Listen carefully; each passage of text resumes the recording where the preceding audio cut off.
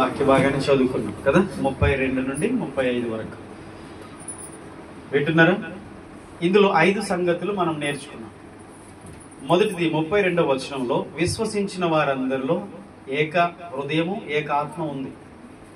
రెండవది ఆ వారందరిలో సమిష్టి ఉంది, అందరి కూడా సమిష్టిగా ఉన్నారు. ఎవ్వడు కూడా తనకు కలిగినది తనదని అనుకోలేదు. ఇతరుల ఎడల ప్రేమ దయా కనికరం కలిగి ఉన్నారు, సమిష్టిగా ఉన్నారు, సమానత్వం కలిగి ఉన్నారు, ఒకరి ఎడల ఒకరు ప్రేమ కలిగి ఉన్నారు. మూడవది సాక్ష్యం ఇచ్చేవారుగా ఉన్నారు కదా. మూడవ విషయం ఏంటంటే యేసు క్రీస్తు యొక్క పునరుద్ధానమును గురించి బహుబలముగా సాక్ష్యం ఇస్తూ వచ్చారు. సాక్ష్యం ఇచ్చే సంఘముగా మనకు అక్కడ వాళ్ళు కనిపిస్తున్నారు. తర్వాత నాలుగవది భూములైనను ఇండ్లైన కలిగిన వారందరూ వాటిని అమ్మి వాటి వెల తెచ్చి అపోస్తలుల పాదముల యొద్ద పెట్టుచు వచ్చారు. అంటే వారు ఇక్కడ దాతృత్వం కలిగి త్యాగపూరితముగా ఇచ్చే సంఘముగా మనకు అనిపిస్తూ ఉంది. వింటున్నారా? నాలుగవది వారు ప్రతి వానికి వాని అక్కర కొలది పంచిపెట్టిరి కనుక వారిలో ఎవరికి ఏమీ కూడా కొదువలేదు, ఎవరికి కొరత లేదు. అంటే అక్కర కొలది పంచిపెట్టారు. అంటే ఇప్పుడు ఎక్కువగా ఉన్న వాళ్ళు అసలు లేని వాళ్ళకి, అంటే అక్కడ ఉన్నటువంటి వేల మంది ప్రజల్లో, అక్కడున్న సంఘం అంతట్లో అందరూ ధనవంతులు అంటే కాదు, అందరూ ఉన్నవారంటే కాదు. కొందరు లేనివారు ఉన్నారు, కొందరు కడుబీదలు ఉన్నారు, అసలు ఏమీ లేనివారు ఉన్నారు. 10 ఎకరాలు ఉన్నవాడు ఉన్నాడు, 10 గుంటలు ఉన్నవాడు ఉన్నాడు, అసలు సెంటు భూమి లేని వాళ్ళు కూడా ఉన్నారు. వీరందరూ కూడా యేసు ప్రభునందు విశ్వాసం ఉంచి బాప్తిసం పొంది సంఘంలో చేర్చబడ్డవారే. అయితే దైవ కృప అధికముగా ఉండినందువలన స్వార్థం అనేది వారిలో లేదు. ఆదిమ సంఘంలో స్వార్థం మనకు కనిపించట్లేదు. ఇక్కడ నిస్వార్థం ఉందంటే తమకు కలిగినది ఏది కూడా తమదని అనుకోలేదు. అంటే అక్కర్లో ఉన్నవాడిని చూసి లేని వానికి ఉన్నవాడు ఏం చేస్తున్నాడు? ఇస్తున్నాడు. అందరిని ప్రేమిస్తున్నారు. ఎవరూ బాధపడే పరిస్థితిగా లేదు. ఎందుకంటే వారికి ఇల్లు లేవు, అమ్మేశారు. ఆస్తులు లేవు, అమ్మేశారు. భూములు లేవు, అమ్మేశారు. తన అనుకున్న వారిని కూడా వదిలేశారు. కొన్నిసార్లు వాళ్ళు వీళ్ళని వదిలేసినా, వీళ్ళని వాళ్ళు వదిలేసినా, మొత్తానికి వారితో సంబంధాలు లేకుండా ఒక చోట చేరారు. వీరంతా మనకి తెలిసిన సంఖ్య ఎంతంటే 3000 ప్లస్ 5000 ప్లస్ ఫస్ట్ 120, 8120 మందే కనిపిస్తున్నారు. కానీ ఇంకా ఎక్కువగానే ఉంటారు. ఇక్కడ మనకు ఒక సంఖ్య అనేది కొంతవరకు కనిపిస్తుంది, కానీ కొన్ని వేల మంది ఒక చోట కూడి ఒకే చోట యేసు ప్రభు వారిని ఆరాధిస్తున్నారు, దేవుని ఆరాధిస్తున్నారు. చూడండి, మనం 10 మంది కలిసి ఒక చోట కూర్చొని ఆరాధించలేకపోతాం. కొన్నిసార్లు ఒకే చోట 10 మంది 20 మంది ఉండడానికి కూడా కష్టం అవుతుంది. మరి వారికి ఎలా సాధ్యమైంది? అన్ని వేల మంది ఒక చోట ఉన్నారు, ఒక చోట ఆరాధన చేస్తున్నారు, ఒక చోట భోజనం చేస్తున్నారు కదా. మనం 10 మంది కలిసి నెలలో ఒకరోజు సహవాస భోజనం చేద్దామంటేనే ఎన్నో తేడాలు తినే విషయంలో ఎన్ని మనకు. కానీ మరి అంతమంది ఎలా ఉంటున్నారంటే దేవుని కృప అధికంగా ఉండడం వలననే. ఆమేన్. దేవుని కృప ఎవరి ఎడల అధికంగా ఉంటుందో, ఎవరి మీద దేవుని కృప ఎక్కువగా ఉంటుందో, ఏ కుటుంబంలో దేవుని కృప ఎక్కువ ఉంటుందో ఆ కుటుంబంలో లేదా ఆ సంఘంలో ఆ వ్యక్తుల జీవితాల్లో ఈ లక్షణాలు ఉంటాయి. అర్థం చేసుకోండి. పరిశుద్ధాత్ముడు మనతో మాట్లాడుతున్న సంగతులు, మనం వాక్యంలో ఉన్నటువంటి సత్యాన్ని మనం గ్రహించాలి. ఎందుకంటే అధికముగా ఉండెను కనుక వారు ఏకత్వం, ఏక హృదయం, ఏకాత్మ కలిగి ఉన్నారు. కృప అధికముగా ఉండెను కనుక వారు సమిష్టంగా ఉన్నారు. దేవుని కృప అధికముగా ఉండెను కనుక వారు సాక్ష్యం ఇచ్చే సంఘముగా, క్రైస్తవులుగా, విశ్వాసులుగా కనిపిస్తున్నారు. దేవుని కృప అధికముగా ఉండెను కనుక వారు ఏది కూడా దాచుకోకుండా, స్వార్థము లేకుండా ధారాళంగా దేవుని సేవ కొరకై వారు సమర్పించుకోగలిగారు. ఇంకా చెప్పాలంటే త్యాగపూరితంగా ఇచ్చారు. ఒక తెగింపు, త్యాగం లేకుండా భూములు, ఇళ్ళు అమ్మి సేవకు ఇవ్వడం, సంఘానికి ఇవ్వడం సాధ్యం కాదండి. ఈరోజు మన దగ్గర ఎంతో డబ్బు ఉంటుంది, కానీ మనం 10 రూపాయలు కానుకేస్తాం. ఎందుకని? 1000 ఉంటే 1000 వేస్తామా? వేయలేం. కానీ వారి దగ్గర ఎంత ఉందో అంత తీసుకొచ్చి అక్కడ పెట్టేశారు. ఎంత డిఫరెన్స్ ఉందో చూడండి. ఇప్పుడు దేవుని కృప అధికముగా ఉండెను అని అంటే ఆ మాట మనం అర్థం చేసుకోవాలంటే ఆ కృప పొందుకున్నప్పుడు మన జీవితంలో ఆ కార్యాలు మనం చూడగలుగుతాం. అంటే డబ్బులు ఇవ్వడం ఒకటేనా అంటే కాదు.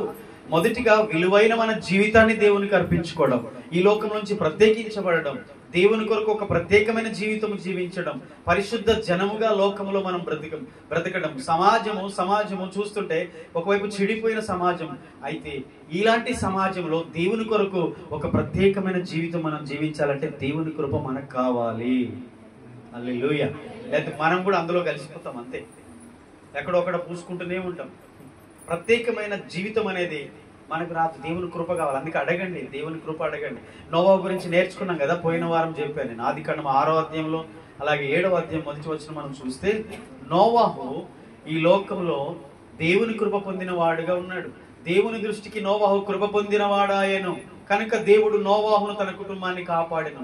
ఎలా కాపాడాడు? నోవాహు, నీ ఒక్కడవే నాకు నా దృష్టికి నిందారహితుడుగా ఈ తరం వారిలో చూస్తున్నాను. నీ ఊర్లో నేను చూస్తున్నాను, ఈ ఊర్లో సమాజం అంతా మనుషులందరూ మనసులు హృదయాలు కలుషితమైపోయినాయి, మలినమైపోయినాయి, చెడిపోయింది సమాజం. దేవుని భయం కొంచెం కూడా లేదు.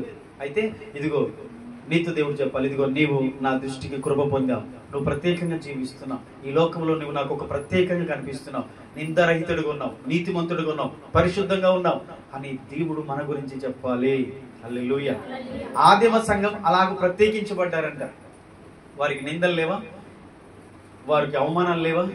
లోకంతో కలవనందుకు, లోకంలో పాపములో మనం పాలివాళ్ళం కానందుకు లోకము నిందించదా? మనకంటే ముందు వారిని నిందించిందండి. వారు కూడా అలాంటి సమస్యను ఎదుర్కొన్నారు. అందుకే నేను పేతురు భక్తుడు అన్నాడు, మీరు మూర్ఖులవి చెడ్డతరం వారికి వేరే రక్షణ పొందుడి అని చెప్పాడు. 2వ అధ్యాయంలో మనం చదువుకున్నాం.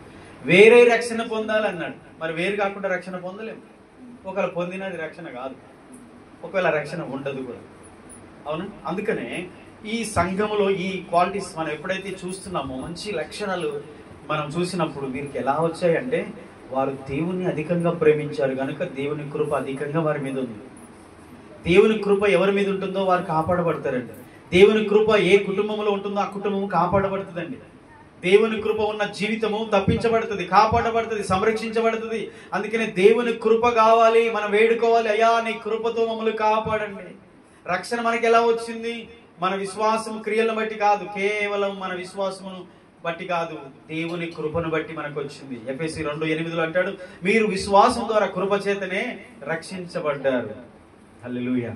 మనకి రక్షణ ఎలా వస్తుంది? మన మంచి క్రియలు, నీతి క్రియల వలన కాదండి, కానే కాదు. క్రీస్తునందు మనం విశ్వాసం ఉంచడం, యేసు నా పాపాల కొరకు చనిపోయాడని విశ్వాసం ఉంచడం, అలాగే అదే సమయంలో పాపులమైన మనపై దేవుని దయా జాలి కనికరము రావడం వలన ఆయన కృప మనల్ని రక్షించింది. ఇంతకీ కృప అంటే ఏంటి? కృప అనే పదానికి నిర్వచనం ఏంటంటే, అర్హత లేని వ్యక్తిపై జాలి చూపడమే కృప. మనకు అర్హత లేదు, తండ్రి అని పిలిచే అర్హత మనకు లేదు. పరలోకమునకు దేవునికి విరోధంగా మనం పాపం చేసిన వారం, అందరం గొర్రెల వలె త్రోవ తప్పిన వారమే, ఎవరూ మంచి మార్గంలో లేరు.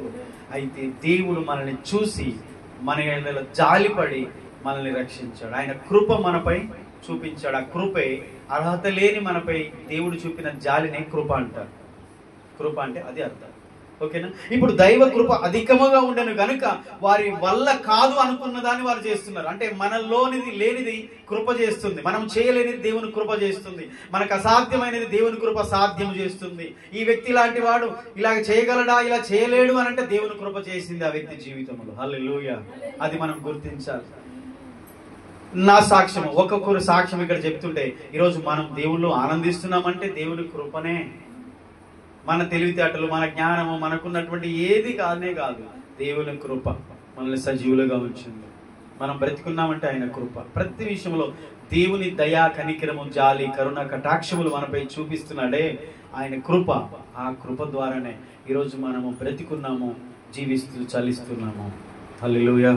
కాబట్టి వారు ఎలాగూ సమాధానంగా ఉన్నారు, ఏక మనస్సు ఏకాత్మ కలిగి ఉన్నారు, సమిష్టిగా ఉన్నారు, సాక్ష్యం ఇస్తున్నారు. ఎలాగ వారు భూములు, ఇండ్లు అమ్మి అపొస్తలుల పాదముల దగ్గర పెట్టారు, సంఘానికి ఇచ్చారు, ఎలాగ వారు పంచిపెట్టారు, ఎలాగ వారు అందరూ కొరత లేకుండా ఉన్నారు, ఎందరూ ఇన్ని వేల మంది ఇలాగూ ఒక్క చోట ఉండగలిగారు అని అంటే దైవ కృప అధికముగా ఉండడం వలననే. ఆమేన్. నీ కుటుంబంలో దేవుని కృపను అడగండి. అయ్యా నా భర్త అలా, అయ్యా నా కుమారుడు, నా కుమార్తె, నా పిల్లలు, ఇదేంటి ఇలా అయిపోతుంది కుటుంబం అంటే కృప కావాలి.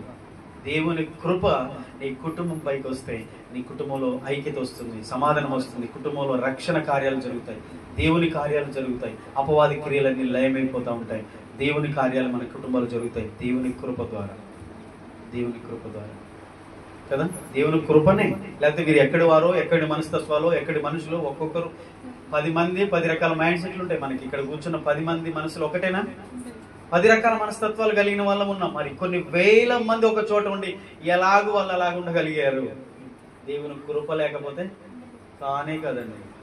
అందుకనే సంఘానికి కృప కావాలి, మన కుటుంబాలకి దేవుని కృప కావాలి, మన వ్యక్తిగత జీవితానికి కూడా దేవుని కృప కావాలి.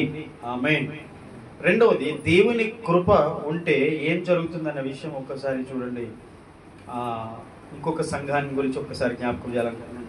కొరింథీయులకు రాసిన మొదటి పత్రిక, రెండవ పత్రిక 8వ అధ్యాయం 1వ వచనం చదవండి, 3వ వచనం చదవండి, 7వ వచనం చదవండి. 2వ కొరింథీ పత్రిక 8వ అధ్యాయం 1వ వచనం. ఫస్ట్ చదవండి, ఫస్ట్ వచనం చదవండి. సహోదరులారా, మాసిదోనియా సంఘములకు అనుగ్రహింపబడి ఉన్న దేవుని కృపను గూర్చి మీకు తెలియజేయుచున్నా. మాసిదోనియా సంఘములకు అనుగ్రహింపబడిన కృపను గూర్చి, దేవుని కృపను గూర్చి మీకు తెలియజేయుచున్నానని కొరింథీ సంఘానికి ఉత్తరం రాస్తూ దైవజనుడు చెప్తున్నాడు. మాసిదోనియా సంఘాలకు అనుగ్రహించబడిన కృప ఏంటి అని అంటే చూడండి, ఇప్పుడు 2వ వచనం కూడా చదవండి, కంటిన్యూషన్. ఎలాగనగా వారు బహుశ్రమల వలన పరీక్షింపబడగా అత్యధికముగా సంతోషించి, మరియు వారు నిరుపేదలైనను వారి దాతృత్వము బహుగా విస్తరించను. హల్లెలూయా. ఇక్కడ కృప అనే పదము వాడినప్పుడు దేని గురించి చెప్తున్నాడు? ఆ కృప ఏంటి? ఆ కృప అంటే వారంట ఫస్ట్ బహుశ్రమలు వచ్చాయి, వారికి భయంకరమైన శ్రమలు వచ్చాయట ఆ సంఘానికి, ఆ సంఘంలో ఉన్న విశ్వాసులకు. మరి ఎవరికి ఎలాంటి శ్రమలు వచ్చాయో తెలియదు, కానీ ప్రాముఖ్యంగా అయితే యేసు ప్రభువుని నమ్ముకున్నందుకు శ్రమలు వచ్చాయి ఆనాటి సంఘానికి. వింటున్నారండి? మీకు ఎలాంటి శ్రమలు వచ్చాయో తెలియదు. ఒక్కొక్కరికి శ్రమ ఉండొచ్చు, అనారోగ్యతలే కావచ్చు, శోధనలే కావచ్చు, ఆర్థిక ఇబ్బందులే, అప్పులే కావచ్చు, లేకపోతే చుట్టూ ఉన్న ప్రజల వలన కొన్ని నిందలే కావచ్చు, అవమానములు కావచ్చు, శ్రమ ఎలాంటిదైనా కావచ్చు. కానీ ఇక్కడ సంఘంలో ఎక్కువ శాతం శ్రమ ఏంటంటే యేసు ప్రభువును నమ్ముకున్నందుకే శ్రమ వచ్చింది. ప్రజలు శ్రమ పెట్టారు కదా, ఆదిమ సంఘాన్ని అపోస్తలులు ఏం చేశారు? హింసించారు కదా.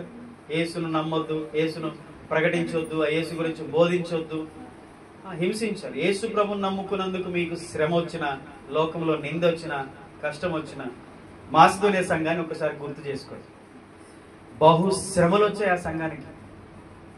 లింగంపల్లి ఉన్న సంఘానికి రాలేదండి, మనకే వచ్చాయి శ్రమలు. మనమే శ్రమలు వచ్చాము అనుకుంటాము. చూడండి ఒక్కసారి అక్కడున్న సంఘాలను చూసి, వాళ్ళని చూసి మనం ధైర్యం తెచ్చుకోవాలి. అమ్మో, మాకే బాధలు అంటే వారికి ఇంకెక్కువ వచ్చాయి.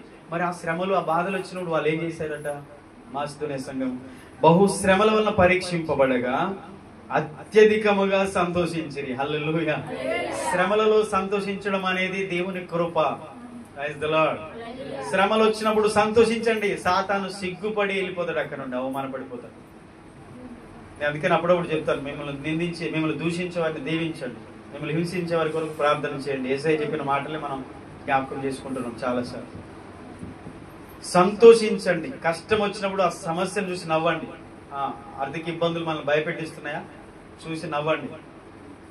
అనారోగ్యం నిన్ను బాధ పెడుతుందా? దీర్ఘకాల వ్యాధి, సమస్య, దాన్ని చూసి నవ్వండి. ఎందుకు నవ్వాలి? ఎందుకు సంతోషించాలి? ఎందుకు సంతోషించాలి? అవి శాశ్వతమైనవి కావు. హల్లెలూయా. మన దేవుడు శాశ్వతమైన వాడు, మనం పొందిన రక్షణ శాశ్వతమైనది, మనము శాశ్వతంగా దేవునితో ఉంటాం. ఆ గొప్ప భాగ్యం మనకు కలిగింది, ఆ ధన్యత మనకు దొరికింది. ఈ అల్పకాల ఈ శ్రమలు మనల్ని ఏం చేస్తాయి? అందుకని సంతోషించారట ఆ సంఘం. శ్రమలలో సంతోషించడం దేవుని కృప. దేవుని కృప పొందిన వారు శ్రమలలో కూడా సంతోషంగానే ఉంటారు, అంతే. అందుకంటాడు సామెతల్లో, సొలొమోను సామెతల్లో, శ్రమ దినమున నీవు కృంగిన ఎడల చేతగాని వాడు. బాధ వచ్చినప్పుడు ఎందుకు కృంగిపోతున్నావు?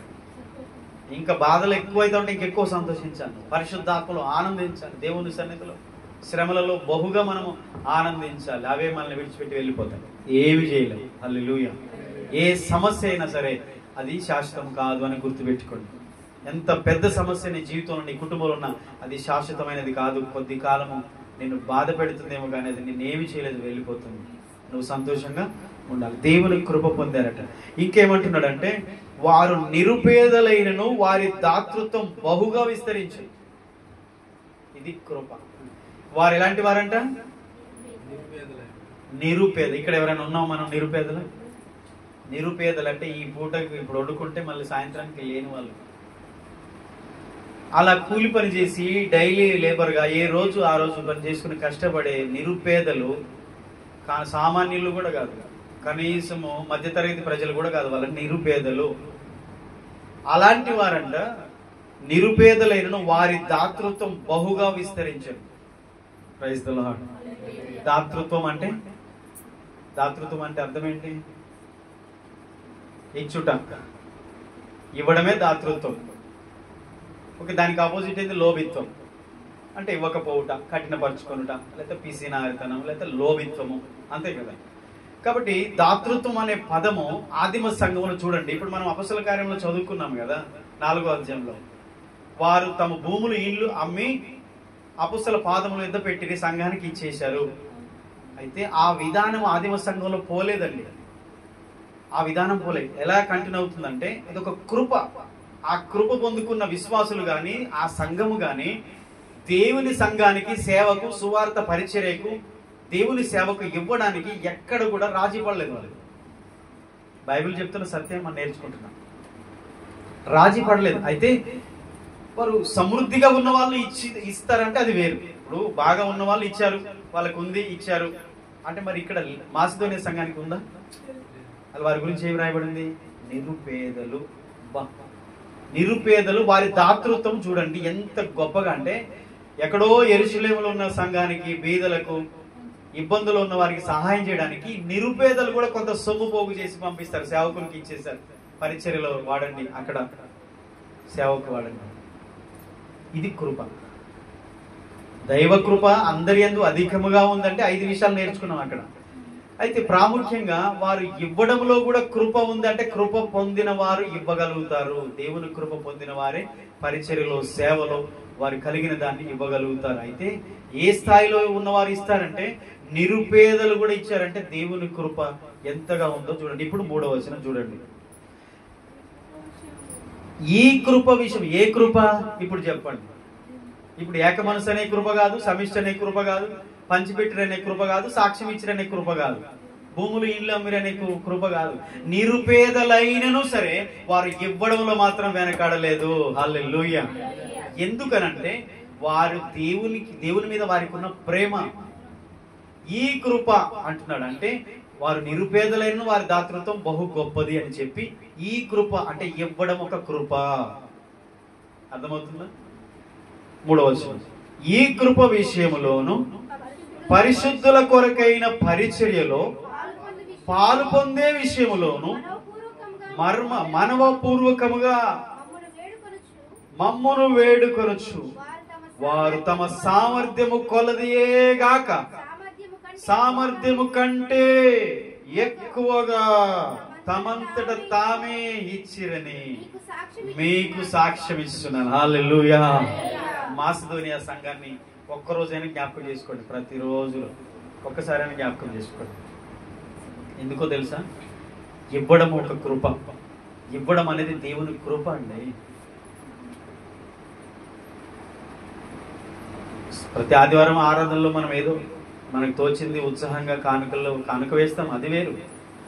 ఆరాధనలో భాగం అది. సండే సర్వీసులో పాటలు, వాక్యము, ఆరాధన, సాక్ష్యము, ఏంటి మిగతా కార్యక్రమం ఏమున్నా ఆదివారం ఆరాధనలో క్రమంలో కానుకలు అనేది అది ఒక భాగం. కానీ ఇది వేరు. ఇక్కడ మనం ఆలోచిస్తే వారంట ఈ కృప పరిశుద్ధుల కొరకైన పరిచర్యలో పాలు పొందుట విషయములో, పరిచర్యలో పాలు పొందే విషయములో ఎక్కడంట?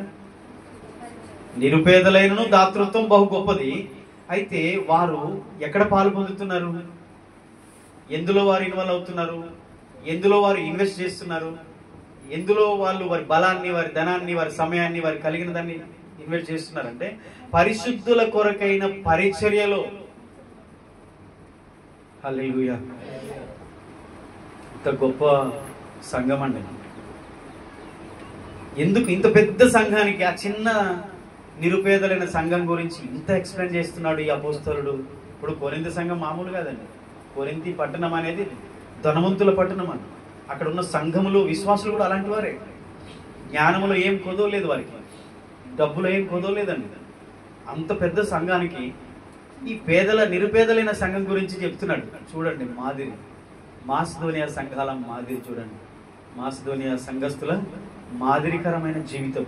వారు ఇవ్వడమే కాదు, పరిశుద్ధుల కొరకైన ఈ పరిచయలో పాలు పొందే విషయంలో మనోపూర్వకంగా వారు మమ్మను వేడుకొనుచు, వారు తమ సామర్థ్యము కొలదిగాక సామర్థ్యము కంటే ఎక్కువగా తమంతట తామే ఇచ్చిరని సాక్ష్యం ఇస్తున్నాడు దైవజనుడు. హల్లెలూయా. సామర్థ్యం కొలది ఇస్తున్నారా? సామర్థ్యం కంటే ఎక్కువగా ఇస్తున్నారా వాళ్ళు? హల్లెలూయా. రేపు రోజున మనం కలుసుకుంటాం. మనం మాసిదోనియా సంఘాన్ని మనం అడిగితే చెప్తారు. అడుగుతామా? కలుస్తామా? నమ్మకం లేదా? అబ్రహాం అనే ఇస్సాకును చూడరా? చూస్తామా లేదా? పరలోకం పోతామో పోం అన్నట్టున్నారండి. కలకలగా లేరు ముఖాలు. నవ్వండి, మీరు చూడరా? మనం చూస్తామా చూడమా? మరి ఆ నిరీక్షణ లేని దానికి ఎందుకు దేవుని నమ్ముకొని? దేనికోసం? ఈ లోకంలో బతకడానికి ఎట్లాగైనా బతుకుతాం. దేవుని నమ్ముకుంటేనే బతుకుతారు ఏంటి? బ్రతకడానికి ఎట్లయినా బతకవచ్చు. బతుకు తెరువు కాదు కదా. మనము నిత్య రాజ్యము కొరకు సిద్ధపడుతున్నాం. నిరీక్షణతో యేసు రాకడ కొరకు ఎదురు చూస్తున్నాం. మన కొరకు వాళ్ళు ఎదురు చూస్తున్నారు. మన ముందు చనిపోయిన మన పితరులందరూ కూడా హెబ్రీ 12వ అధ్యాయంలో రాయబడిన విషయాలు చూడండి. అక్కడ 11వ అధ్యాయం చివరి వచనంలో రాయబడిన విషయాలు మీరు చూడండి. మన కొరకు ఇంత గొప్ప సాక్షి సమూహం మన మేఘం వల్ల మనం ఆవరించి ఉన్నందున వారు ఎదురు చూస్తున్నారు. అబ్రహాం ఇంకా మన అందరం చూస్తున్నారు. మీరు ఎందుకు అలా నిద్రపోతున్నారు? ఇంకా మీరు ఇంకా నిర్లక్ష్యం చేయబట్టే యేసయ్య రాకడ ఆలస్యం అవుతుంది. మీరు త్వర రావాలి, మీకోసమే వెయిట్ చేస్తున్నారు. మనం లేకుండా వాగ్దాన ఫలం వారు అనుభవించలేదంట.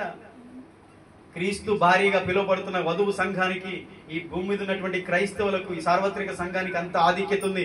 వారందరూ వాగ్దానములు పొందిన వారైనను ఆ ఫలం ఇంకా అనుభవింపలేదు. మనం పోయేంత వరకు వెయిటింగ్. పెళ్లి కుమార్తె తీసుకొచ్చేదాకా అందరూ ఆడ ఆగాల్సిందే. పెళ్లి కుమార్తె రావాలి, వివాహం రేపు జరగబోతుంది. వారంతా పెళ్లి పెద్దలు. మరి అంత చూస్తున్నారు, సంతోషమే లేదు. దేవుని నమ్ముకున్నందుకు నీకు సంతోషం లేదా? ఈ లోకంలో ఏం పోగొట్టుకున్నాను బాధపడుతున్నా? ఏం తేలేదు, పోతే పోయింది, మళ్ళీ అదే వస్తుంది. ఈ లోకానికి ఏం తేలే, ఏమి తీసుకొని పోము. ఎందుకు బాధపడుతున్నారు? సంతోషంగా ఉన్నాడు. దేవుడు అన్ని ఇస్తాడు మీకు. 2025 సంవత్సరంలో మీరు అడిగినవన్నీ దేవుడు ఇచ్చునుగాక. అందుకనే 40 రోజులు ఉపవాసం.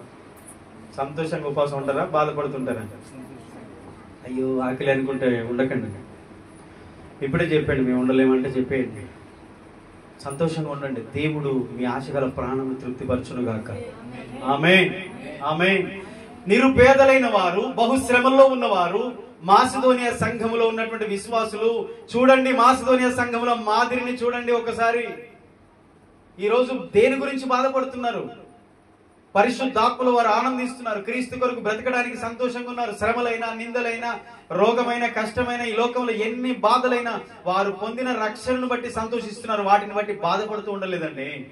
వారికి లేదు, మాకు లేదు కదా, మేము పేదలం కదా అని కూడా ఆలోచించట్లేదు. వారికి కలిగిన దానికంటే వారు సామర్థ్యము కొలదిగాక సామర్థ్యము కంటే ఎక్కువగా ఇచ్చిరని నేను మీకు సాక్ష్యం ఇస్తున్నాను కొరింథీయులారా అని దైవజనుడు అపోస్తలుడు పౌలు చెప్తున్నాడు. సంఘాన్ని గురించి సాక్ష్యం ఇస్తున్నాడు దైవ సేవకుడు. మాసిదోనియా సంఘములో మాదిరి చూసారా? ఈరోజు మనం బాధపడుతున్నాం. అయ్యో అది లేదే, ఇది లేదే, ఇది లేదు, అది లేదు. బాధపడకండి. నీవు కలిగి ఉన్న దాన్ని బట్టి ఫస్ట్ సంతృప్తిగా ఉండు. నీకు కావాల్సిన నా దేవుడు ఇస్తాడు తప్పకుండా. నువ్వు అడిగేది దేవుడు ఇస్తాడు. నీ అవసరత దేవుడు తీరుస్తాడు. ఆయన మాట ఇచ్చి తప్పుతాడా? మీరు నా నామం నన్ను ఏమి అడిగినా మీకు అనుగ్రహిస్తానన్నాడు. అట్లని చెప్పి అవసరం లేని అడిగితే ఇస్తాడా? ఇవ్వడు. మీకు ఏది అవసరమో, మీరు ఏ ఇబ్బందులు ఉన్నారో, మీ ఏ సమస్య ఉందో, ఏ సమస్య తొలగిపోవాలో, ఏ కార్యం మీరు జరగాలనుకుంటున్నారో, అది మీ కుటుంబమా, మీ పిల్లల, మీ భవిష్యత్తు, మీ భూమియా, మీకు సమస్తం ఏ సమస్య అయినా సరే మీరు అడుగుతున్నారు. దేవా, దీని నుంచి సమస్య నుంచి విడుదలివ్వు, ఈ విషయంలో నాకు సహాయం చెయ్యి, ఈ సమస్యను తొలగించు అని అడిగితే తప్పకుండా ఆయన ఇస్తాడు. కృప పొందుకోవాలి. ఆమేన్. దేవుని కృప మనం పొందుకోవాలి. మన చుట్టూ ఉన్న జనరేషన్ ఎలాగున్నా, మన చుట్టూ పరిస్థితులు ఎలాగున్నా దేవుని కృపను మనం అడుగుదాం. మాసిదోనియా సంఘానికి అనుగ్రహించబడిన కృపను చూసారా? 4వ వచనం అయిపోయింది కదా. 5వ వచనం, ఇదిగాక. వీరిలో ఉన్న ఇంకొక లక్షణం చూడండి. 2 అయిపోయినాయి. మొదటిది శ్రమల్లో సంతోషించారు, నిరుపేదలైన దాతృత్వం కలిగి ఉన్నారు. తర్వాత పరిశుద్ధుల పరిచర్యలో వారు పాలు పొందే విషయంలో వారు సామర్థ్యం కొలది గాక సామర్థ్యం కంటే ఎక్కువగానే ఇచ్చారు. 4వది ఇదిగాక మొదట ప్రభువునకును దేవుని చిత్తం వలన మాకును తమ్మును తామే అప్పగించుకొనిరి. ఇంతగా చేయుదురని మేము అనుకోలేదు. హల్లెలూయా. అసలు ఈ సంఘాన్ని చూస్తే అసలు అలా ఎక్స్పెక్ట్ చేయరండి. ఇతడా ఇంత గొప్ప పరిచయం చేస్తున్నాడు, అసలు సంఘంలో వస్తాడు కానీ అసలు ఏం ఉపయోగం లేడనుకున్నాను, కానీ సేవలో ఇంతగా ఉపయోగపడుతున్నాడా? ఈమె అసలు ఏ పని చేయదు అనుకున్నాను. అసలు దేవుని కొరకు ఈమె ఇవనే ఇవ్వదు, అసలు ఈమె గుణమే పిసినారి గుణం, ఈమె ఇంత చేసిందా, ఇతడు ఇంత చేశాడా అన్నట్టుగా షాక్ అయిపోయారు. అంతే. అసలు ఆ సంఘాన్ని చూసినప్పుడు అలా ఊహించరండి. అది వాళ్ళ జీవిత విధానం చూస్తే వాళ్ళు ఇప్పుడు నిరుపేదలు అంటే ఎలా ఉంటారు, వారి ఇంట్ల దగ్గరికి పోయి చూడండి. మంచి బిల్డింగ్లు కట్టుకొని మంచిగా పశువులు మందలు సంపద అన్నీ ఉంటాయండి. నిరుపేదలు అంటే ఇల్లు కప్పు కూడా సరిగా ఉండదు అనుకోవాలి. ఇల్లే సరిగా ఉండదు, ఇంట్లో వస్తువులు కూడా ఉండవు. ఉంటాయా? నిరుపేదలు అంటే వారి ఇల్లు ఎలాగుంటది, వారి వస్త్రాలు ఎలాగుంటాయి, వారి జీవితం ఎలా ఉంటది, నిరుపేదలైన వారి స్థితి ఈజీగా గుర్తుపట్టవచ్చు. ఇప్పుడు వారిని చూసి ఇంత కృప వారికి ఉందన్న విషయం పౌలు గారు నమ్మలేదంట. అసలు ఫస్ట్ ఆయన ఎక్స్పెక్ట్ చేయలేదు. ఇంతగా చేయుదురని మేము అనుకోలేదు. ఇంతకు ఏం చేశారు వీళ్ళు? ఏం చేశారు? 5వ వచనం, మొదట ప్రభువునకు దేవుని చిత్తం వలన మాకు తమ్మును తాము అప్పగించుకునే. హల్లెలూయా. ఒక విశ్వాసి జీవితంలో ఈ 2 చాలా ప్రాముఖ్యం. ఈ మాసిదోనియా సంఘము ఎలాగున్నారో ఈ విషయాలు కొరింథీ సంఘానికి చెప్తున్నాడు. కొరింథీ సంఘంలో గర్విష్ఠులు ఉన్నారు, అహంకారులు ఉన్నారు, ధనవంతులు ఉన్నారు, దేవుని లెక్క చేయరు, సేవకులు లెక్క చేయరు, సహవాసాన్ని లెక్క చేయరు, అసలు సంఘములో వారు బాధ్యత కలిగి ఉండరు, దేవుని ఆత్మకు లోబడరు, దేవుని ఆత్మను పొందుకోరు, దేవుని కృప పొందుకోరు, మాకు సమృద్ధిగా ఉన్నాయి, మాకు ఏది అక్కర్లేదు అన్నట్టుగా బిహేవ్ చేస్తారు. అంటే వారి యొక్క విధానం అలా కనిపిస్తుంది. అంటే జ్ఞానములు వారు చాలా కొదువ లేకుండా ఉన్నారు, చాలా జ్ఞానవంతులై మాటకారులై ఉన్నారు. ఇంకేం తక్కువ? వారికి చెప్తున్నాడు మాసిదోనియా సంఘము గురించి, వారి దాతృత్వం గురించి, వారు శ్రమంలో సంతోషించే దాని గురించి, వారు సామర్థ్యం కొలది కాక సామర్థ్యం మించి ఇచ్చిన దాని గురించి. తర్వాత చెప్తున్నాడు ప్రభువునకును దేవుని చిత్తం వలన మాకును వారు అప్పగించుకున్నారు. ఇప్పుడు దేవునికి అప్పగించుకున్నారు, తర్వాత దైవ సేవకులకు కూడా అప్పగించుకున్నారు ఈ సంఘం. ఆమేన్. ఈ మాట మీకు అర్థమైందా? మేము దేవునికి అప్పగించుకున్నాం అంటే కాదు, దేవుని తర్వాత దేవుని సేవకులను మనము జ్ఞాపకం చేసుకోవాలి, వారికి మనం అప్పగించుకోవాలి. అప్పగించుకోవడం అంటే ఇది చేస్తున్నాం అన్నప్పుడు ఆయన దర్శనంతో ఏకీవించాలి.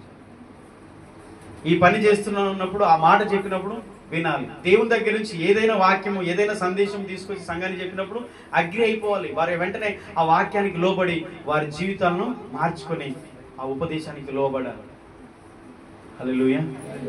మాసిదోనియా సంఘము అప్పగించుకున్నారు అని అంటే పౌలు గారు చెప్పినప్పుడు వెంటనే విని, అయ్యా మాకాడ లేవు, మేము పేదలం, అయినా మేము అంత భక్తి చేయలేము, మేము ఉపవాసం ఉండలేము, మేము ప్రార్థన చేయలేము, మేము దేవునికి ఇవ్వలేము, మా వల్ల కాదు అనలేదండి. వారి స్థితిని అడ్డు పెట్టుకొని 100 సాకులు చెప్పొచ్చా లేదా? ఇప్పుడు నిరుపేదలు అయినప్పుడు వారు ఇవ్వకుండా ఆగడానికి నిజంగా రీజన్స్ ఏమి, వారి సాకులు చెప్పకుండా నిజంగా పరిస్థితిని పెట్టి కూడా చెప్పొచ్చు, కానీ చెప్పలేదు. ఏం చెప్పారు తెలుసా? సామర్థ్యం కొలది ఇయ్యలే, సామర్థ్యానికి మించి ఇచ్చారు. అది తెగింపు. హల్లెలూయా. నేను ఉపవాసం ఉండాలి, నేను చర్చికి రావాలి అంటే వాస్తవం మనం చర్చి దగ్గరికి వెళ్ళలేని పరిస్థితి ఉంది. కానీ వెళ్ళాలనే మనసు ఉంటే ఇంకెవరైనా బండి ఎక్కించుకొనైనా బండి మీద బైక్ ఎక్కనైనా వస్తాం. అది తెగింపు. ఇప్పుడు అదే చర్చికి రాకుండా ఉండడానికి సాకు ఉంటుంది మనకి, ఎందుకంటే నాకు చేత కావట్లేదు, రాలేదు, అంతేనా? అది చెప్పారా మాసిదోనియా సంఘం? మేము నిరుపేదలము అని చెప్తే సరిపోతుంది, అంతే. ఇక ఈ మ్యాటరే ఉండదు, అసలు వాళ్ళ గురించి చెప్పాల్సిన అవసరం లేదు. అసలు ఇందులో దేవుడు రాంచకపో, వారి గురించి పరిశుద్ధాత్ముడు రావించేవాడు కాదు. కానీ ఆలోచించండి, దేవుని కృప అంటే మరి ఎంత గొప్పదో మనకు అర్థమవుతుంది. ఎలాంటి వారిని కూడా ఎలాంటి వారిగా మార్చిందో దేవుని కృప చూడండి. నిరుపేదలను బహుదాతృత్వం కలిగిన వారిగా చేసింది దేవుని కృప. శ్రమల్లో ఉన్న వారిని, శ్రమల్లో పరీక్షించబడిన వారిని సంతోషించేట్టు చేసింది దేవుని కృప. సామర్థ్యం లేని వారిని సామర్థ్యంకు మించి ఇచ్చేటట్టు చేసింది దేవుని కృప. దేవుని సేవకుని ఎవరిని కూడా వారు పట్టించుకోలేని స్థితిలో ఉన్నటువంటి ఆ దీన స్థితిలో ఉన్న వారిని దేవునికి అప్పగించుకున్నారు. సేమ్ టైం దైవజనులకు వారు అప్పగించుకునేటట్టు చేసింది దేవుని కృప. దేవుని కృప నీ జీవితంలో ఉంటే ఈ కార్యాలు జరుగుతాయి. నీకు తెలియదు, అబ్బా నేను చేశానా అనిపిస్తుంది. నేనెలా చేశాను, నా వల్ల కాదు కంటే చేసావు. నువ్వు ఊహించని కార్యాలు దేవుడు నీ ద్వారా చేస్తాడు. నీ జీవితంలో కూడా అలాంటి కార్యాలు జరుగుతాయి. నువ్వు నమ్మలేవు. నేను నమ్మలేకపోయాను నిజంగా నా పరిస్థితి ఇలా ఉంటుందని. ఈరోజు దేవుడు నన్ను ఇలా మార్చాడు. నా జీవితంలో, నా కుటుంబంలో ఇలా జరిగింది, నా పిల్లల జీవితంలో ఇలా జరిగింది, నా భర్త జీవితంలో ఇలా జరిగింది అని నువ్వు సాక్ష్యం చెప్పే విధంగా దేవుడు అలాగే చేస్తాడు దేవుని కృప ద్వారా. కాబట్టి దేవుని కృప పొందిన మాసిదోనియా సంఘంలో ఎన్నో సంగతులు మనం చదువుతున్నాం. కాబట్టి మరి అపొస్తలుడైన పౌలు గారు చెప్పినటువంటి ఈ మంచి సాక్ష్యం ఈ సంఘాన్ని గురించి మనం నేర్చుకుంటున్నాం. చివరిగా ఆయన అంటాడు, ఇంతగా చేయుదురని నేను అనుకొనలేదు, ఇంతగా చేయుదురని నేను అనుకొనలేదు. కాబట్టి ప్రతి విషయంలో అనగా విశ్వాసమందును ఉపదేశమందును 7వ వచనం 6వ వచనం కావున తీతు ఈ కృపను ఎలాగ పూర్వం మొదలు పెట్టినో అలాగున దానిలో మీలో సంపూర్ణం చేయనని మీ మధ్యని వేడుకొచ్చి మీరు ప్రతి విషయంలో అనగా విశ్వాసమందును ఉపదేశమందును జ్ఞానమందును సమస్త జాగ్రత్త యందును మీకు మా ఎడలున్న ప్రేమ యందును ఎలాగో అభివృద్ధి పొందుచున్నారో అలాగే మీరు ఈ కృప యందు కూడా అభివృద్ధి పొందినట్లు చూసుకోండి. ఇప్పుడు జ్ఞానములో, విశ్వాసములో, ఉపదేశంలో, ప్రతి విషయంలో ఎలాగైతే వారు ప్రేమలో కూడా అభివృద్ధి పొందుతున్నారో అలాగే ఈ కృపయందును కూడా అభివృద్ధి పొందినట్లు చూసుకోండి అని చెప్తున్నాడు. ఈ కృపయందు కూడా అభివృద్ధి పొందండి అంటే అన్నిట్లలో అభివృద్ధి పొందుతున్నారు, ఈ కృపలో కూడా అభివృద్ధి పొందండి అని ఇంకా వారిని బలపరుస్తున్నాడు. ఏంటి ఈ కృపలో అంటే ఏదైతే ధారాళంగా వారు ఇస్తున్నారో, పరిచర్య చేస్తున్నారో, సేవకు అర్పించుకుంటున్నారో, వారు కలిగిన దాంట్లో నుంచి సామర్థ్యం కంటే ఎక్కువగా ఇస్తున్నారో అది కృప.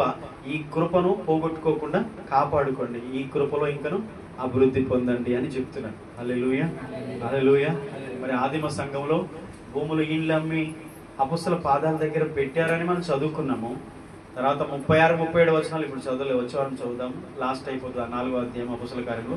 అక్కడ ఒక కుప్రోలో పుట్టిన లేవీయుడు అనే ఒక యోసేపు అనే అతడు ఉన్నాడు. ఆయన పేరు బర్నబా అని పెట్టారు అపొస్తలులు.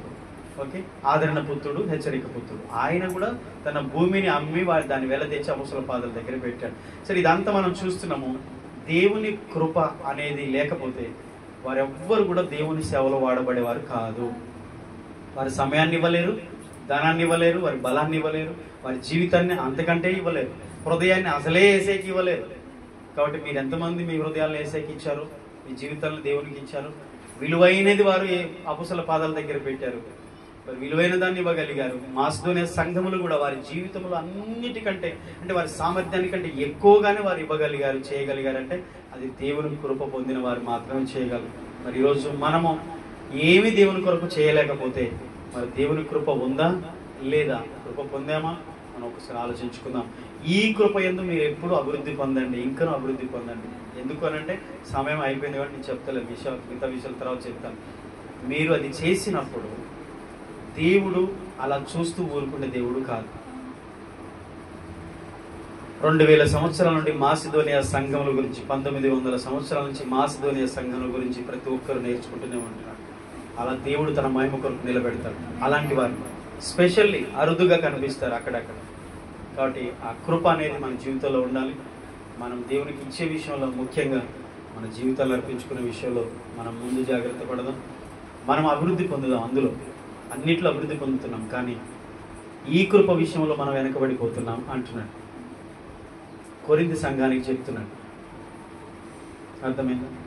చివరి మాట అదే చదువుకున్నాం. కొరింథీ సంఘానికి ఆ మాట చెప్పాడు. కొరింథీ సంఘమా, మీ జ్ఞానంలో ఎదుగుతున్నారు, ఓకే, విశ్వాసంలో ఎదుగుతున్నారు, వరాల్లో ఎదుగుతున్నారు, ప్రతి విషయంలో ఎదుగుతున్నారు. ప్రేమ కూడా ఉంది కొరింథీ సంఘానికి, ప్రేమలో ఎదుగుతున్నారు. కానీ కొరింథీయులారా, మాసిదోనియా సంఘం చూడండి, ఈ కృప పొందుకుంది, మీరు అన్నిట్లో ఎదుగుతున్నారు. ఈ కృప విషయంలో ఇంకా అభివృద్ధి పొందండి, ఇంకను అభివృద్ధి పొందండి. ఎందుకనంటే సేవ కుంటుబడేది సేవలో అవసరాలు తీర్చబడకపోవడం వలన కదా.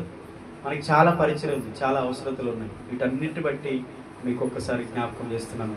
మనం కూడా అభివృద్ధి పొందే వారికి ఉందాం. దేవుడు చూస్తున్నాడు మన హస్తాలను. మన హృదయాన్ని దేవుడు చూస్తున్నాడు. తప్పకుండా దేవుడు మన యొక్క ఆశగల ప్రాణం తృప్తిపరుస్తాడు. ప్రతి ఒక్కరిని దేవుడు మాసిదనే సంఘం లాగా దీవించునుగాక. ప్రార్థన చేసుకుందాం, కళ్ళు మూసుకుందాం, తల ఉంచుదాం. ప్రేమ కలిగిన దేవా తండ్రి స్తోత్రాలు. ఆదిమ సంఘంలో అపొస్తలుల కార్యములో 4వ అధ్యాయం 32, 35